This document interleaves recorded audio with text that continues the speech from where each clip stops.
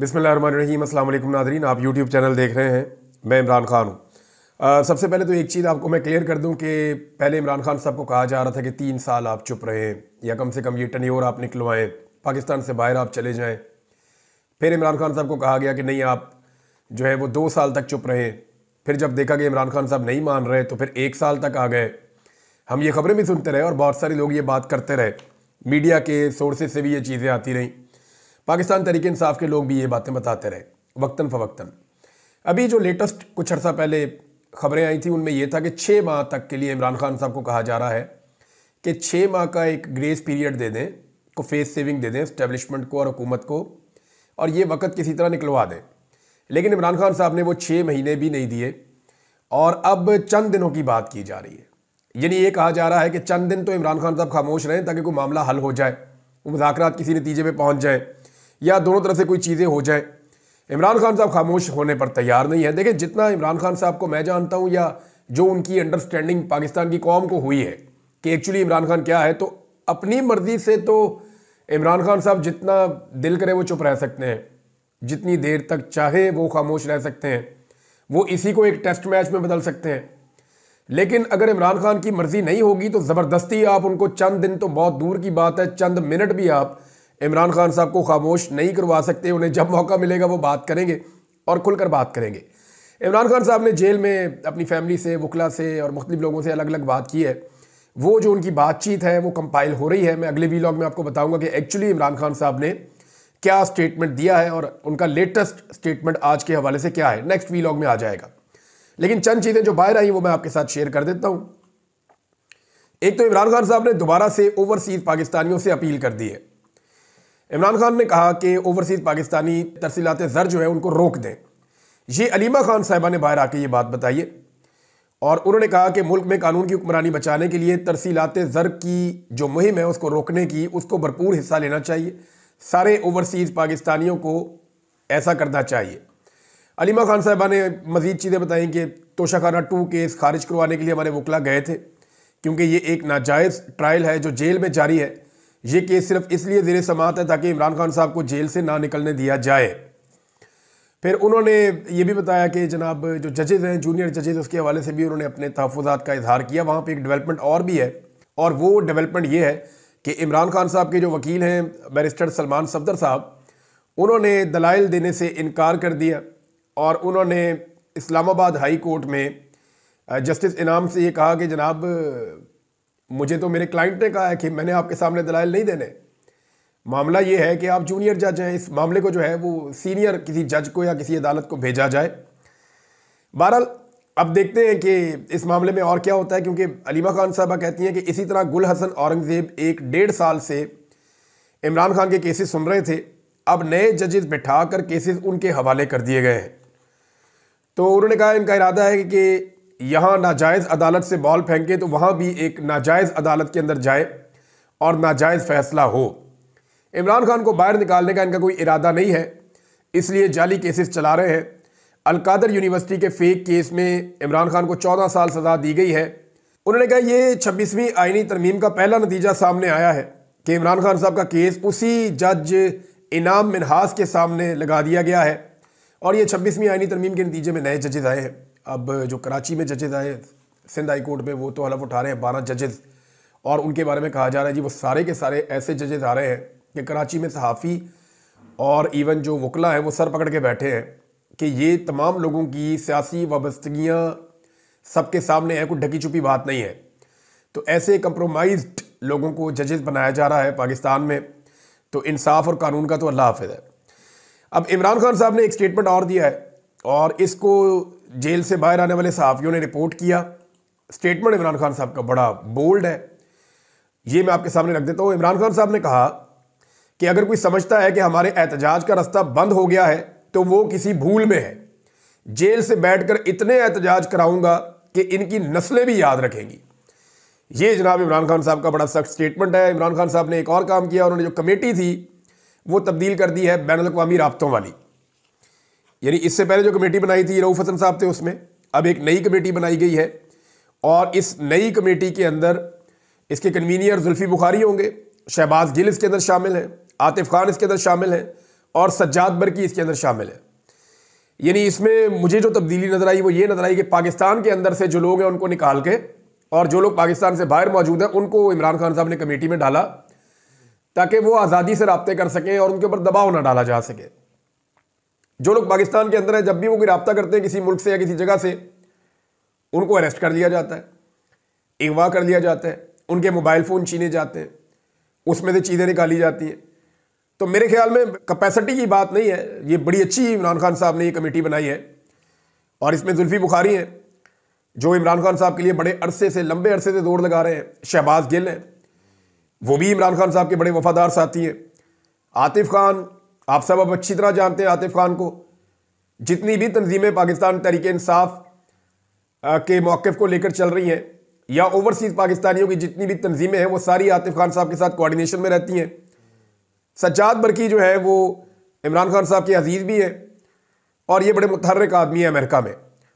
तो इन सारों को इकट्ठा करके इमरान खान साहब ने अब कमेटी बनाई है और बैनुल अक़वामी राब्ते अब मेरी इत्तला के मुताबिक अब ये लोग तेज़ करेंगे आने वाले दिनों में। नाज़रीन, एक और ख़बर है और वो ये है कि इमरान खान साहब ने इस बात पे बार बार कहा और बार बार उन्होंने अपनी पार्टी को ये ना सिर्फ कहा बल्कि इसके ऊपर एक कमेटी भी बनाई, लेकिन किसी किस्म का अमल दरामद नहीं हुआ। अब इमरान खान साहब की बहन ने दोबारा जेल से बाहर निकल कर ये बात की, तो इसका मतलब है इमरान खान साहब जेल के अंदर इस मामले को लेकर काफ़ी संजीदा है और हो सकता है कि उनका जो अगला स्टेटमेंट आ रहा है उसका ये हिस्सा भी हो।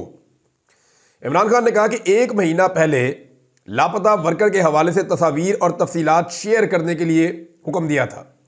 ये उनकी बहन बता रही है कि इमरान खान ने 1 महीना हो गया इस बात को। इमरान खान साहब ने कहा था कि जितने लापता वर्कर्स हैं जो डी चौक से लापता हुए हैं, क्योंकि देखिए डी चौक में जब गोली चली तो उसके बाद जो लाशें मिल गई वो तो 13-14 हैं। कोई 13 क्लेम करता है, कोई 14 क्लेम करता है, लेकिन वो सारी पाकिस्तान तहरीक इंसाफ ने उनका डाटा हर चीज़ अदालत में भी जमा करवाई है। जो लोग जख्मी हुए उनका भी डाटा है, लेकिन जो लोग उस रात से लापता हैं उनमें से कुछ का पता चला फलां जेल में है, कुछ का पता चला फलां जगह पे है, कुछ लोग वापस बादियाब हो गए। लेकिन अभी भी पाकिस्तान तहरीक इंसाफ का क्लेम है कि 30 से ज़ायद लोग, उनके 30 से 40 के बीच में वो बताते हैं, अभी भी लापता हैं जिनके बारे में कुछ मालूम नहीं है। जबकि इस्लामाबाद में सहाफ़ियों से बात करें या ऐनी शाहिदीन से बात करें तो वो कहते हैं उन्हें बहुत इस बात का खदशा है कि वो लोग शायद उस रात वहाँ डी चौक में कत्ल कर दिए गए थे और उनकी लाशें गायब की गई हैं। अब ये 2 अलग अलग चीज़ें हैं, यानी जो बाकी डाटा है वो तो आ गया, लेकिन ये जो लोग हैं जो उस रात से लापता है उनके बारे में ना तस्वीर आ रही हैं, ना उनकी तफसीलात आ रही हैं, ना उनकी फैमिलीज़ के इंटरव्यूज़ आ रहे हैं, ना उनके लिए कोई पाकिस्तान तहरीक इंसाफ आवाज़ उठा रही है। मैं तकरीबन हर दूसरे दिन इसके ऊपर बात करता हूँ कि अगर पाकिस्तान तहरीक इंसाफ के किसी रहनुमा का बेटा गायब हो जाए या भाई गायब हो जाए या फैमिली मेम्बर ना मिल रहा हो, लापता हो जाए, तो क्या वो इतने आराम से ही बैठ जाएंगे? मुझे नहीं लगता वो इतने आराम से बैठेंगे और शायद इमरान खान के अलावा किसी को इस बात की इतनी फिक्र भी नहीं है। तो इमरान खान साहब ने जो हुक्म दिया उसको 1 महीना गुजर गया और अभी तक उसके ऊपर किसी किस्म का कोई भी अमल दरामद नहीं हुआ। ये बदकिस्मती है। गंडापुर साहब के हवाले से कुछ लोग खबरें चला रहे थे, लेकिन अभी जो जेल से शुएब शाहीन साहब ने बाहर आकर दावा किया, उन्होंने कहा जी इमरान खान साहब ने कहा है कि अली अमीन गंडापुर को तब्दील करने का कोई आइडिया मेरे जहन में नहीं है। मगर दूसरी तरफ के जो ज़राए हैं उनमें कुछ सहाफ़ती ज़राए भी हैं, कुछ पार्टी के ज़राए भी हैं, वो बदस्तूर ये दावा कर रहे हैं कि अली अमीन गंडापुर साहब को मुबैना तौर पे इमरान खान साहब ने कुछ वक्त की मोहलत दी है और अब इमरान खान साहब ये चाहते हैं कि वो इमरान खान साहब का जो प्लान है उसको एग्जीक्यूट करें और अपने दिमाग से सोचना बंद कर दें। देखें ना, इमरान खान साहब ने बहुत मौका दिया। जिस जमात से या जिस हुकूमत से इमरान खान साहब बात नहीं करना चाहते थे, जिन्हें वो लेजिटिमेट गवर्नमेंट समझते ही नहीं थे, उनको इमरान खान साहब ने मुज़ाकरात का मौका दिया, हर जगह पे मुज़ाकरात का मौका दिया, अपने एहतजाज को रोकते रहे, पीछे हटते रहे। तो बहुत सारी चीज़ें, अली अमीन गंडापुर साहब 2 दफ़ा गायब हो गए, लापता हो गए और फिर 2 दफ़ा एक अजीब किस्म की कहानियाँ जो है वो सामने आई, दोनों मरतबा। तो इस पर इमरान खान साहब ने काफ़ी सब्र किया है और प्लान जो है उनके अपने जो प्लान थे जो इमरान खान साहब जेल से बैठकर बनाते रहे वो एग्जीक्यूट नहीं हो रहे थे।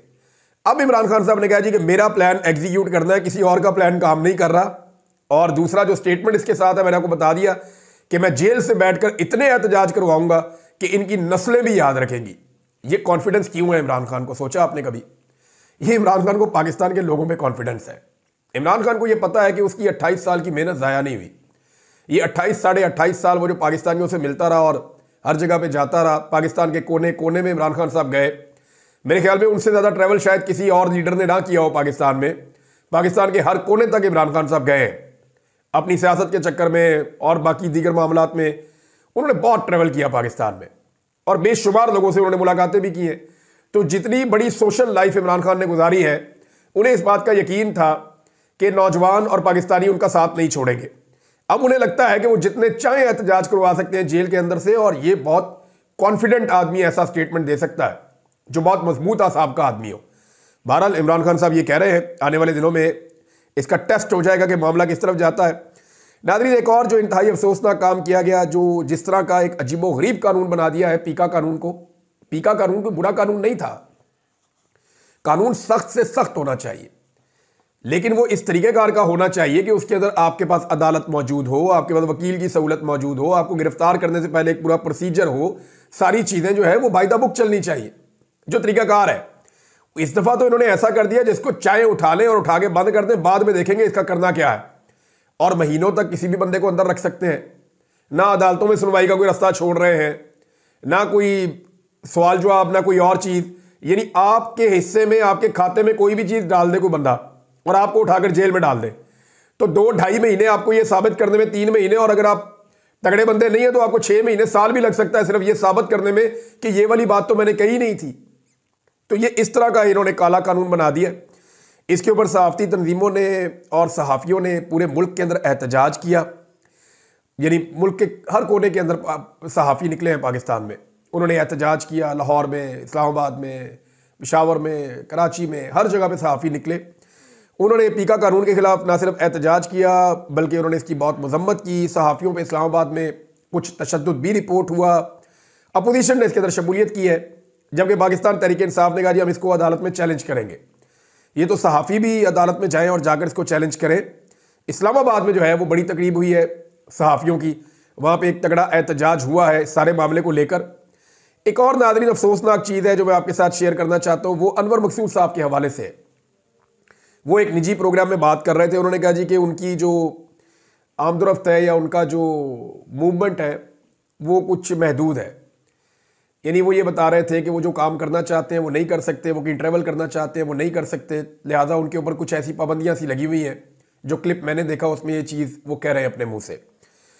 अनवर मकसूद साहब पाकिस्तान के लेजेंड अदाकार हैं और उनका बड़ा कंट्रीब्यूशन है पाकिस्तान टेलीविज़न के अंदर। बेशुमार लोग जो है वो उनको फॉलो करते हैं, उनसे लोगों ने बहुत सीखा है और उनका एक बड़ा लंबा पूरा एक दौर है, पूरा एक इंस्टीट्यूशन है। अनवर मकसूद साहब उन्होंने बहुत काम किया है। अब मामला ये है कि इस तरह के लोगों को सिर्फ उनकी ओपिनियन के ऊपर या उनकी आज़ादी इजहार राय को दबाने के ऊपर एस्टेब्लिशमेंट और हुकूमत निशाना बना रही है। और मेरा नहीं ख्याल कि हुकूमत जो है वो इस लेवल तक जा सकती है। एक्चुअली इसके पीछे पाकिस्तान की मिलिट्री एस्टेब्लिशमेंट है। देखें, परवेज़ मुशर्रफ के दौर में परवेज़ मुशर्रफ साहब का अपना क्लाउन बनाकर टीवी चैनल्स टीवी पे दिखाते थे। ज़रा एक लम्हा आप सोचिए ना, परवेज़ मुशर्रफ का दौर था, तमाम सियासतदानों के क्लाउन बनते थे। परवेज़ मुशर्रफ का भी छोटे से कद का एक क्लाउन बना हुआ था। वो बंदा मेकअप करके आ जाता था, परवेज़ मुशर्रफ बन के यूनिफॉर्म पहन के आ जाता था, हर जगह खड़ा होकर तकरीरें करता था, परवेज़ मुशर्रफ की तरह की एक्टिंग करता था। तो एक वो भी दौर था। यानी डिक्टेटर के दौर में मीडिया को इतनी आज़ादी थी कि वो डिक्टेटर का भी मजाक कर सकते थे। लेकिन दूसरी जानिब आप देखें कि आज डिक्टेटर का दौर तो नहीं है, लेकिन मुझे बताएं ना, कोई क्लाउन बना सकता है आज? चले आसिम मुनीर साहब का बना सकता है, DGISI का बना सकता है, जनरल बाजवा का भी नहीं बना सकते, रिटायर होकर चला गया है। और जनरल बाजवा के हवाले से तो इतनी बड़ी खबर है, आने वाले दिनों में मैं आपको दूंगा कि आपके 14 तबक रोशन हो जाएंगे। जिन लोगों को अभी भी कोई गलत फहमी है जनरल बाजवा के हवाले से, तो खबर बड़ी ज़बरदस्त आने वाली है। बाजवा साहब ने एक गेम डाली है अभी हाल ही में और उसकी तफसीलात मेरे पास पहुंच रही हैं, वो मैं आपके साथ आने वाले दिनों में शेयर करूंगा। नाज़रीन, जस्टिस मोहसिन अख्तर कियानी साहब, इन्होंने एक स्टेटमेंट दिया है। मैं आपको वो खबर पढ़ के सुना देता हूं, आपको आइडिया हो जाएगा। उन्होंने कहा कि 26वीं आईनी तरमीम की बुनियाद एक खत है जिसने पूरे पाकिस्तान के निज़ाम को तब्दील कर दिया है। उम्मीद है कि सुप्रीम कोर्ट का फुल कोर्ट बेंच जो बनेगा वो उसे सुनेगा और यह मसला हल होगा। ये Islamabad high court bar association की तकरीब थी, इससे खिताब कर रहे थे जस्टिस मोहसिन अख्तर कियानी। उन्होंने कहा जी 26वीं आईनी तरमीम की बुनियाद एक खत है जिसने पूरे निज़ाम को बदल कर रख दिया है, मुझे इस खत का जिक्र करने की ज़रूरत नहीं है। फिर उन्होंने जजेस के हवाले से कहा कि डेपुटेशन पे आए हुए जजेस को हम वापस भेजेंगे, मैंने चीफ जस्टिस से दरख्वास्त की है, हम यहाँ इस्लामाबाद के ही जजेस को तैनात करेंगे। यानी डेपुटेशन पे हुकूमत चाह रही है कि कोई सिंध से पकड़े जज, कोई लाहौर से पकड़े जज, कोई पेशावर से, जहाँ से दिल करे अपनी मर्जी के जजेस ला के इस्लामाबाद में इंडक्ट कर दिए जाए। लेकिन उन्होंने कहा जी इसकी मुखालफत करेंगे, इस्लामाबाद से जजेस आने चाहिए। अभी 2 जजेस नए आए भी हैं। मोहसिन अख्तर कियानी साहब की अदालत में अगर आप जाएँ ना नाज़रीन, तो आपको बिल्कुल अलग माहौल मिलता है। मैं स्पेशली केस सुनने के लिए गया था अहमद फरहाद साहब का, तो जिस शफकत के साथ और जिस मेहरबानी के साथ वो केस सुन रहे थे और जिस तरह उन्होंने दबाव डालकर अहमद फरहाद को बाजियाब करवाया चंद दिनों के बाद, तो मैं उन्हें ये कहने पर मजबूर हो गया। मैंने कहा जज साहब अगर आप मेरा केस भी सुन रहे होते, मेरी बदकिस्मती है कि आप नहीं थे, अगर आप मेरा केस भी सुन रहे होते तो मुझे 5 महीने एजेंसियों की हिरासत में ना रहना पड़ता। तो जज साहब ने मुझे वहाँ पे जो है वो उन्होंने कहा जी हम आपकी तकलीफ समझ सकते हैं। उन्होंने मुझे दुआ भी दी उस वक्त। तो मुझे महसूस हुआ कि जज ऐसा होना चाहिए। मैं आमिर फारूक साहब की अदालत में भी गया, मैं बाकी जजेस की अदालत में भी जाता रहता हूँ, तो बहुत कम ऐसा लगता है कि जो सामने बैठा हुआ जज है ना, उसको देख के आपको कॉन्फिडेंस आता है कि नहीं यहाँ से मुझे इंसाफ मिलेगा। तो वो जस्टिस मोहसिन अख्तर कियानी साहब है। अब ये खत कौन सा है जिसका वो जिक्र कर रहे हैं, सारी दुनिया जानती है। ये वो खत है जो 6 जजेस ने लिखा था। उसके बाद पाकिस्तान की अदलिया का हुलिया ही बिगाड़ दिया गया। लेकिन यही खत है ना जिससे सारा मामला शुरू हुआ, वरना जजेस तो कभी बोलते ही नहीं थे, खुल के सामने ही नहीं आते थे। पहली ही मरतबा 6 जजेस ने हिम्मत की, वो खड़े हो गए, उन्होंने कहा नहीं हमारे ऊपर इदारे दबाव डाल रहे हैं, हमें एजेंसियां तंग कर रही हैं, हमें हमारा काम नहीं करने दिया जा रहा, रोका जा रहा है। तो जब जज खड़े हो गए, डट गए, तो बाकी सारे बैठ गए। उसके बाद पाकिस्तान के अंदर जो एस्टैब्लिशमेंट है उसने फैसला किया कि भाई जजेस को काबू करो, ये तो मसला बन जाएगा हमेशा के लिए। और अब ऐसी भर्तियां लगातार धड़ाधड़ की जा रही हैं कि पूरी अदलिया का हुलिया 26वीं आईनी तरमीम के बाद बिगाड़ा जा रहा है। अब ये जो कुछ भी हो रहा है ये आपके सामने नाज़रीन, आप ये देख सकते हैं। और अदलिया का इससे बुरा हाल तो कभी नहीं था। तो ये उस खत के नतीजे में हुआ। मोहसिन अख्तर कियानी साहब को ऐसा लगता है, और एग्जैक्टली ये एक हकीकत भी है। नाज़रीन, अमेरिका के हवाले से एक बड़ी खबर है, और खबर यह है कि अमेरिका ने पाकिस्तान की इमदाद रोक दी है। यानी जो इमदाद अमेरिका पाकिस्तान को देता था, अमेरिका ने वो इमदाद रोक दी है। ये इमदाद अमेरिका ने सिर्फ पाकिस्तान की नहीं रोकी, और भी मुल्कों की रोकी है। लेकिन इस इमदाद के रुकने से पाकिस्तान को क्या नुकसान होगा, ये तफसीलात मैं आपको बताता हूँ। कि तवानाई के 5 शोबे बंद हो जाएंगे बड़े, ज़रूरी तरक्की के 5 बड़े शोबे बंद हो जाएंगे, और मईशत की तरक्की के 4 शोबे बंद होने जा रहे हैं। जमहूरियत, इंसानी हुकूक, गवर्नेंस पर भी जो इमदाद है अमेरिका की वो भी बंद हो रही है। तालीम और सेहत के 8 मनसूबे वो भी बंद होने जा रहे हैं। गवर्नेंस के 11 मनसूबे जो हैं वो बंद होने जा रहे हैं। तो तवानाई के 5, ज़रूरी तरक्की के 5, माशी तरक्की के 4, ये सारे मनसूबे पाकिस्तान में बंद हो रहे हैं। वजह क्या है कि अमरीकी इमदाद रुक गई है।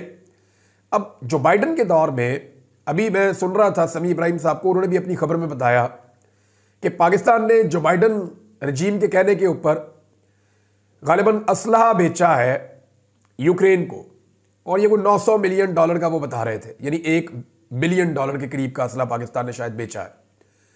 और उसके बदले में पाकिस्तान को IMF ने बड़ी सपोर्ट दी है, अमेरिकन गवर्नमेंट ने बड़ी सपोर्ट दी है, बड़ी इमदाद आती रही है पाकिस्तान में। लेकिन अब वो इमदाद नहीं आ रही, क्योंकि जो बाइडन जो है वो सर से उसका हाथ उठ गया है। तो इस इमदाद की बहाली के लिए पाकिस्तान को कामयाब सफारतकारी चाहिए।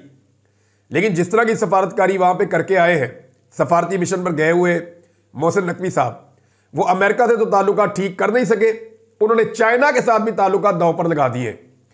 अब पाकिस्तानी वजारत खारजा जो है, महकमा खारजा, वो बार बार सफाइयाँ देता रहता है। कभी वो एक स्टेटमेंट जारी करता है, कभी दूसरा स्टेटमेंट जारी करता है, तो डैमेज कंट्रोल करने की कोशिश कर रहा है। लेकिन डैमेज किया किसने? सफारती मिशन पर गए हुए मोहसिन नकवी साहब ने, और वो मुकर गए कि जनाब मैंने तो कुछ किया ही नहीं। दूसरा, मोदी से बात हुई है डोनाल्ड ट्रंप की। नाज़रीन, मोदी से डोनाल्ड ट्रंप की बात हुई है। मोदी ने उसके बाद ट्वीट करके ये बताया कि मेरी डोनाल्ड ट्रंप से रब्ता हो गया है, मेरी उससे बात हो गई है, और पाकिस्तान में डोनाल्ड ट्रंप ने रब्ता नहीं किया। बहुत सारे मुल्कों के साथ डोनाल्ड ट्रंप का रब्ता हो गया है और लगातार रब्ते हो रहे हैं। लेकिन पाकिस्तान की जो खारजा पॉलिसी है वो कहीं अमेरिका को पसंद नहीं है, और पाकिस्तान अपनी खारजा पॉलिसी के अंदर अभी तक तो नाकाम दिखाई देता है। क्योंकि खारजा पॉलिसी का इनका एक ही नुक्ता है आजकल, चाहे अफगानिस्तान के ऊपर अटैक करना चाह रहे हो, चाहे इंडिया के साथ दोस्तियां करना चाह रहे हो, चाहे ये कश्मीर पे कंप्रोमाइज़ करना चाह रहे हो, चाहे ये फ़लस्तीन और इसराइल के मामले के ऊपर अपनी अवाम के ऊपर जूते और डंडे बरसा रहे हो, ये सारा कुछ एक ही चीज़ सोच कर रहे हैं कि इमरान खान से किसी तरह हमारी जान छूटी रहे। अगर आपने अपनी सारी की सारी खारजा पॉलिसी एक नुक्ते पे रख के बनानी है ना कि इमरान खान से जान छूट जाए, और मुल्क को आपने सामने नहीं रखना, सिर्फ आपने एक सियासी मुखालिफ को सामने रखना है कि इस बंदे से कैसे बचना है, ये आपकी अगर खारजा पॉलिसी है ना, तो ये दुनिया में कहीं भी काम नहीं करेगी और दुनिया में कोई इसे तस्लीम भी नहीं करेगा। अब तक के लिए इतना ही। अपना ख्याल रखिएगा, अपने इस चैनल का भी। अल्लाह हाफिज़।